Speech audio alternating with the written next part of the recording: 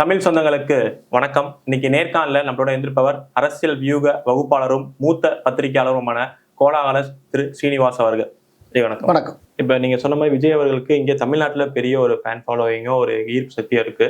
அதே மாதிரி பவன் கல்யாண் அவருக்கு சவுத்லயே இருக்கு. பொலிட்டிக்கல் வந்த அப்புறம் அவர் கூட நீங்க க்ளோஸ் அசோசியேட்டா பணிபுரிந்தனால அவர் தமிழக அரசியலுக்கு வாய்ப்பு இருக்கா? ஏன்னா மதுரை மாநாட்டுலாம் அந்த முருகன் பக்தர் மாநாட்டில் அவர்லாம் வந்து சிறப்பு விருந்தினராக வந்து பேசினார். ஸோ அவரோட பிரசன்ஸ் ஏதாவது தமிழ் பாலிடிக்ஸ் இருக்குமா? அவரோட ரொம்ப க்ளோஸாக அசோசியேட் ஆகியிருக்கேன். அவரோட நிறைய டிஸ்கஸ் பண்ணியிருக்கேன். அதுலேயும் கடைசி லாஸ்ட் ஒரு 20-25 டேஸாக நான் அவரோட ரொம்ப க்ளோஸாக மூவ் பண்ணியிருக்கேன். டெய்லி பேசிஸ்லேயே அவரோட டிஸ்கஷன் இருந்தது. எல்லாம் உண்மைதான். அதுலேருந்து நான் யூகிக்கிறது என்ன அப்படின்னா, தமிழ்நாடு பாலிடிக்ஸுக்குள்ள அவர் வரலாம், வரக்கூடாதுங்கிறது இல்லை, வரலாம். ஆனால் அவர் எதையுமே ரொம்ப கவனமா கிளவரா பிளான் பண்ணி தான் உள்ள வருகிறார். எதையும் அவர் செயற்கையாக செய்வதில்லை. அவர் வர்றதுக்கான ஒரு கலை யதார்த்தம் ஆர்கானிக்கா தமிழ்நாட்டில் இருக்கிற பட்சத்துல அவர் வருவதற்கு வாய்ப்பு உண்டு. இப்போ நான் அவர்கிட்ட இன்டர்வியூ எடுத்தேன். எப்பன்னா இந்த ஜூன் 19ஆம் தேதி நான் இன்டர்வியூ எடுக்கிறேன். அவருடைய ஜூபிலி ஹில்ஸில் இருக்க பங்களாவில், இந்த பங்களாக்குள்ள இந்த ஸ்விம்மிங் பூல் அருகில் வைத்து நான் இன்டர்வியூ எடுத்தேன். அப்போது அவர்கிட்ட ஒரு கேள்வி கேட்டேன். ஸோ ஓப்பனாக கேட்குறேன், நீங்கள் தமிழ்நாடு பாலிடிக்ஸுக்கு வருவீங்களா? அதுக்கு அவர் என்கிட்ட சொன்ன பதில், செய்யறத சொல்லக்கூடாது அப்படின்னார். ஸோ மனசில் அப்படி ஒன்று இருக்கு. பட் அது பற்றி ரொம்ப விரிவாக என்னோட நிறைய அலசி இருக்கிறார். கையில் ஸ்டாட்டிஸ்டிக்ஸோட அலசி இருக்கிறார். எல்லாமே இருக்கு. அவர் என்ன நினைக்கிறார் அப்படின்னா, வந்தால் ஜெயிக்கிற மாதிரி வரணும். இன்னொன்று, அவருக்கான ஒரு ஸ்பேஸ் தமிழ்நாட்டில் எங்கே இருக்குங்கிறத உறுதி செய்யணும். இப்போ அவருக்கான ஸ்பேஸ் அப்படிங்கிறது தமிழகத்தில் இருக்கக்கூடிய தெலுங்கை தாய்மொழியாக கொண்டவர்களுடைய வாக்குகள். அதுதான் அவருக்கான ஸ்பேஸ். அது அவருக்கும் தெரிஞ்சிருக்கு. அவர்கள் எத்தனை சதவீதம் பேர் இருக்கிறார்கள், அவர்களுடைய எண்ணிக்கை எவ்வளவு, அதெல்லாமே பவனுக்கு தெரிந்திருக்கிறது. ஆனால் என்ன சொல்றாரு அப்படின்னா, இப்போ அவங்களுக்கு இந்த பவன் தேவைப்படுகிறார் அப்படிங்கிற ஒரு கோரிக்கை அவர்களிடம் இருக்கிறதா? அது இயல்பாக எழணும். ஒரு சொசைட்டியில் வந்து ஆர்கானிக்கா ஒரு மாபெரும் தலைவர் உள்ளே வருவதற்கான தேவை ஆர்கானிக்கா இயல்பாக அது இயற்கையாக தோணும்.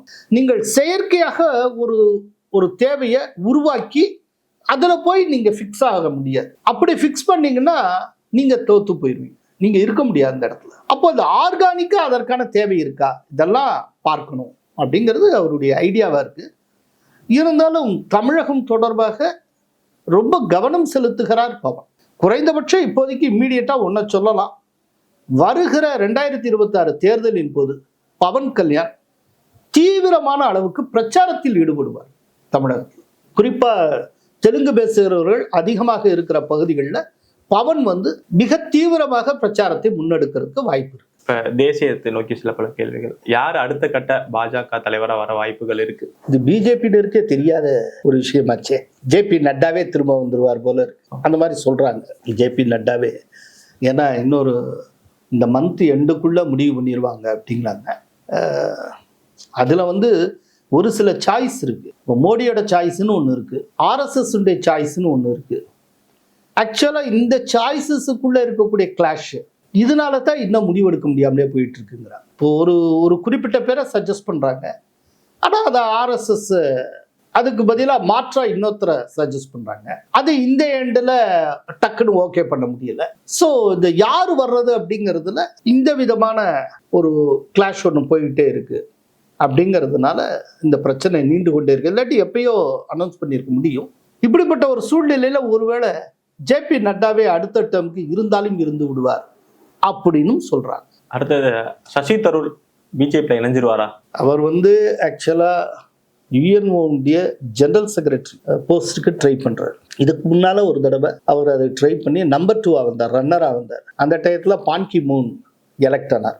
சவுத் கொரியாவை சேர்ந்தவர், சவுத் கொரியாவுடைய வெளியுறவுத்துறை அமைச்சராக இருந்தவர். ஸோ அவருடைய நோக்கம் இலக்கு எல்லாமே யுஎன்டைய ஜெனரல் செக்ரட்டரி ஆகணும் அப்படிங்கிறது தான். அவர் யுஎன் ஜெனரல் செக்ரட்டரி ஆனால் ஒரு குளோபலாக நமக்கு நன்மை அப்படிங்கிற கோணத்தில் மோடி அவர்களுடைய பார்வை இருக்கிறது. இதுக்கு மத்தியில் டெல்லி ஜெர்னலிஸ்ட் அண்ட் டெல்லி வட்டாரங்கள் இன்னொரு ரூமர் ஒன்று கிளப்பிக்கிட்டு இருக்காங்க. அது எந்த அளவுக்கு உண்மை பொய்ன்னு நமக்கு தெரியாது. அது என்ன அப்படின்னா, இப்போ ரீசெண்ட் டேஸாக நீங்கள் பார்த்தீங்கன்னா தெரியும், முன்ன மாதிரி ஜெய்சங்கருடைய பேர் ரொம்ப வராது. ஜெய்சங்கரை பற்றின டாக்ஸே ரொம்ப குறைவா இருக்கு. அதாவது ஒரு அளவுக்கு அதிகமா சசி தரூரை ப்ரொமோட் பண்றது, ப்ரொஜெக்ட் பண்றது, இந்த விஷயத்துல ஜெய்சங்கர் அதிருப்தி அடைந்திருப்பதாக கூட டெல்லி வட்டாரங்கள் சொல்லுகின்றன. டெல்லியில நம்முடைய நண்பர்கள் பல பேர்கிட்ட பேசுறாங்க. சில பேர்லாம் ராய்டர்ஸ்ல டாப் லெவல் பொசிஷன்ல இருக்காங்க. அவங்கள்ட்ட பேசினா இதை திரும்ப திரும்ப சொல்றாங்க. இன்னும் சொல்ல போனால் சசி தரூரை அவருடைய தலைமையில ஒரு டீமை அமெரிக்காவுக்கு அனுப்பிச்சது இருக்குல்ல, அந்த விஷயத்திலேயே ஜெய்சங்கருக்கு உடன்பாடு இல்லைங்கிறாங்க. அது எப்படி என்னன்னு தெரியல. ஸோ சசி தரூர் பிஜேபிக்கு வருகிறாரா இல்லையா நமக்கு தெரியாது. ஆனால் பிஜேபியில் இருக்கிற ஜெய்சங்கருக்கு சில உறுத்தல்கள் இருக்கின்றன. அதை நான் புரிஞ்சுக்கணும். காங்கிரஸ் 5 வருஷம் கர்நாடகா தன் ஆட்சியை நிறைவு செய்யுமா? ஏன்னா அங்க வந்து சித்தராமையா அவர்களுக்கும் டி கே சிவகுமார் அவர்களுக்கும் மோதல் ஆரம்பிச்சிருச்சுங்கிற செய்தியும் வருது. அதாவது சித்தராமையாவுக்கும் டி கே சிவகுமாருக்கும் எப்போதுமே ஆகாது. இந்த தேர்தலின் போது கூட அவங்க 2 பேருக்கு இடையில மிகப்பெரிய கிளாஷ் ஓடிக்கிட்டே இருந்தது. அப்போ அவங்க 2 பேருக்குள்ளேயும் ஒரு இணக்கப்பாட்டுக்கு வந்தாங்க. எலெக்ஷன் முடிகிற வரைக்கும் நாம நமக்குள்ள மோதிக்க வேண்டாம். நீ சிஎம்மா வந்தாலும் சரி, நான் சிஎம்மா வந்தாலும் சரிதான். காங்கிரஸ் ஜெயிச்சாத்தானே உண்டு.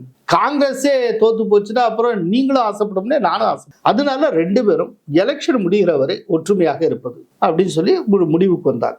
அப்போ எழுத்துப்பூர்வமாக ஒரு அக்ரிமெண்ட் போடப்பட்டதாக கூறப்படுகிறது. அது என்ன அப்படின்னா, சித்தராமையா முதல் 2.5 ஆண்டுகளும் அதற்கு பிறகு 2.5 ஆண்டுகள் டி கே சிவகுமாரும் முதல்வராக இருப்பது அப்படின்னு ஒப்பந்தம் போடப்பட்டதாக சொல்லப்படுகிறது. ஆனால் இப்போ உங்க ஆட்சிக்கு வந்து 2 வருஷம் முடிஞ்சாச்சு. இப்போ 2.5வது வருஷம் நெருங்குகிறது. இந்த ஒரு ஸ்டேஜில் டி கே சிவகுமாருடைய ஆதரவாளர்கள் சித்தராமையா விலகணும், டி கே சிவகுமார் முதல்வராக வேண்டும் அப்படின்னு கொடி பிடிக்கிறாங்க. ஆனால் இப்போ ஜஸ்ட் நேற்றைக்கு இந்த 2ஆம் தேதி சித்தராமையா செய்தியாளர்கிட்ட பேசுறப்போ அடுத்த 5 ஆண்டுகளும் நானே முதல்வராக இருப்பேன் அப்படின்னு அவர் சொல்லியிருக்கிறார். எனக்கும் டி கே சிவகுமாருக்கு இடையில எந்த பிரச்சனையும் இல்லை. அடுத்த 5 ஆண்டுகளுக்கு நான் தான் முதல்வராக இருப்பேன். முதல்வர் பதவி காலியாக இல்லாத நிலையில் அடுத்த முதல்வர் யார் என்று கேட்பது அநாகரிகமானது அப்படின்னு அவர் சொல்லியிருக்கிறார். இது பயங்கரமா பத்த வச்சிருக்கு. இதுக்கு இடையில இந்த டி கே சிவகுமாருடைய ஆதரவாளர்கள் இவங்களாம் கொந்தளிக்கிறாங்க அப்படிங்கிறது தெரிஞ்சு சுர்ஜேவாலாவை மேலிட பார்வையாளராக காங்கிரஸ் அனுப்பியது ஜஸ்ட் சில நாட்களுக்கு முன்னால். அப்போ அவர் வந்து என்ன பண்ணாருன்னா, ஒவ்வொரு எம்எல்ஏவும் தனித்தனியாக சந்தித்து கருத்து கேட்டார். அதுல 100க்கும் மேற்பட்ட எம்எல்ஏக்கள் சித்தராமையா விலக வேண்டும், டி கே சிவகுமார் முதல்வராக வேண்டும் என்று கூறியதாக தகவல்கள் கூறுகின்றன. இவ்வளவும் நடந்திருக்கு. இல்லை, அங்க இருக்கக்கூடிய அமைச்சர் ராஜண்ணான்னு பேரு, அவர் வந்து ஓப்பனாகவே சித்தராமையா வெளியேற வேண்டும் அப்படின்னு சொல்லி அவர் கொடி பிடிக்கிறார். அதனால ஒரு நெருக்கடியை நோக்கி போய்கொண்டிருக்கிறது. இல்ல காங்கிரஸுக்கு என்ன சிக்கல் அப்படின்னா, ஆளை மாத்திட்டு உடனே டி கே சிவகுமாரை சொல்லிட்டு போயிடலாம். உண்மையில் பார்த்தா டி கே சிவகுமார் ராஜீவ் காந்திக்கு ரொம்ப க்ளோஸ். ஆனா என்ன காரணம், இவங்க எடுக்க தயங்குறதுக்கு என்ன காரணம்னா, சிறுபான்மையினர் ஓட்டுகள் அத்தனையும் சித்தராமையா பாக்கெட்ல தான் இருக்கு. அதாவது டி கே சிவகுமார் வந்து நிறைய பணங்காசு உண்டு, அதை வச்சு அவர் பல காரியங்கள் செஞ்சிருக்காரு. தெலுங்கானா எலெக்ஷனுக்கு டி கே சிவகுமார் தான் ஃபைனான்ஸ் பண்ணார். ரேவந்த் ரெட்டி இன்னைக்கு சிஎம் ஆனது காரணம் டி கே சிவகுமார். பணம் இருக்கு, ஆனால் அவர் ஆட்களை சம்பாதிக்கல. சிறுபான்மையினர் ஓட்டு அத்தனையும் சித்தராமையாவுக்கு பின்னால இருக்கு. ஸோ முக்கியமான லாபிஸை வந்து சித்தராமையா தன்வசம் வைத்திருக்கிறார். இப்போ காங்கிரஸுக்கு என்ன பயம்னா, சித்தராமையாவை நம்ம வெளியேற்றிட்டோம், டி கே சிவகுமாரை உள்ள கொண்டு வந்தோம்னா அடுத்த எலெக்ஷன்ல சிறுபான்மையினர் ஓட்டு நமக்கு கிடைக்காமல் போய் விடுவோம். ஏன்னா சித்தராமையாவை நம்ப முடியாது. அவரை நீங்க வலுக்கட்டாயமா வெளியேற்றினீங்கன்னா அடுத்தப்பல அவர் சொந்த கட்சி கூட ஆரம்பிச்சுட்டு போயிடுவார். ஏன்னா ஏற்கனவே அவர் ஐக்கிய ஜனதா மதசார்பற்ற ஜனதா தளத்துல இருந்தவர். அவர் வந்து நம்பர் 2வா இருந்தார். என்னன்னா, குமாரசாமியை சிஎம் ஆக்குறப்போ அவர் கிளைம் பண்ணார், சீனியாரிட்டி படி எனக்கு நீங்க சிஎம் போஸ்ட் கொடுக்கணும். அதை தேவகவுடா தரமாட்டேன்ட்டார். சிஎம் போஸ்ட் வர்றப்போ அவர் மகனுக்கு தான் முன்னுரிமை கொடுத்தார். அதை ஏற்று ரிவால்வ் பண்ணி தான் அவர் காங்கிரஸ்குள்ள வந்தார். இல்லைன்னா இந்த மதசார்பற்ற ஜனதா தளத்தின் சார்பிலேயே அவர் முதல்வராக இருக்க வேண்டியவர். சித்தராமையாவுடைய டிராவல்லாம் பார்த்தீங்கன்னா அவர் வந்து ஜனதா பரிவாரை சேர்ந்தவர். அவருடைய டிஎன்ஏவோட தொடர்படுத்தி பார்த்தீங்கன்னா அவருக்கும் காங்கிரஸ் சம்பந்தமே கிடையாது. இங்க கோவிச்சுட்டு தான் அவர் காங்கிரஸுக்கு வந்தார். வந்த குறுகின காலத்துல காங்கிரஸ் சார்பில் அவர் சிஎம் ஆயிட்டார். ஸோ அவ்வளவு கெட்டிக்காரர். அவருடைய இலக்குகளை அடையிறதுல சித்தராமையா அளவுக்கு கெட்டிக்காரர் நீங்க பார்க்க முடியாது. அப்படிங்கிறப்போ இவர் அடுத்த தேர்தலில் எதையாவது கெடுத்து விட்டு போனா என்ன பண்றதுங்கிற ஒரு குழப்பம் காங்கிரஸ் தலைமைக்கு இருக்கு. அதனால்தான் காங்கிரஸ் தலைமை எந்த முடிவும் எடுக்காமல் இப்படியும் இல்லாம அப்படியும் இல்லாம டயத்தை அப்படியே இழுத்துக்கிட்டு இருக்காங்க. இப்ப இதே நேரத்துல டி.கே. சிவகுமார் கோவிச்சுட்டு வெளியில போனார்னு வச்சுக்கோங்க, அவர் இன்னொரு கட்சி ஆரம்பிக்கும். அவருக்கு காங்கிரஸ் விட்டா கதி கிடையாது, அது அவங்க அத்தனை பேருக்கும் தெரியும். அதனால்தான் அவர்கிட்ட ஏதோ சமாதானம் பண்ணி இழுத்துக்கிட்டே இருக்காங்க. அதே நேரத்தில் சித்தராமையிட்ட அதே போல் நடந்து கொண்டால் அவர் வெளியில ஒரு கட்சியை கூட ஆரம்பிச்சு அவர் என்ன வேணாலும் செய்வார். இந்த ஒரு பயம் இருக்கிறதுனால தான் காங்கிரஸ் ரொம்ப கவனமாக ஒரு முடிவெடுக்க முடியாமல் தத்தளிக்கிறது. நேரம் உங்க நேரத்தை நம்ம தளத்துக்கு பயந்தமைக்கு ரொம்ப நன்றி. நல்லதே நடக்கும். வாழ்க. நன்றி.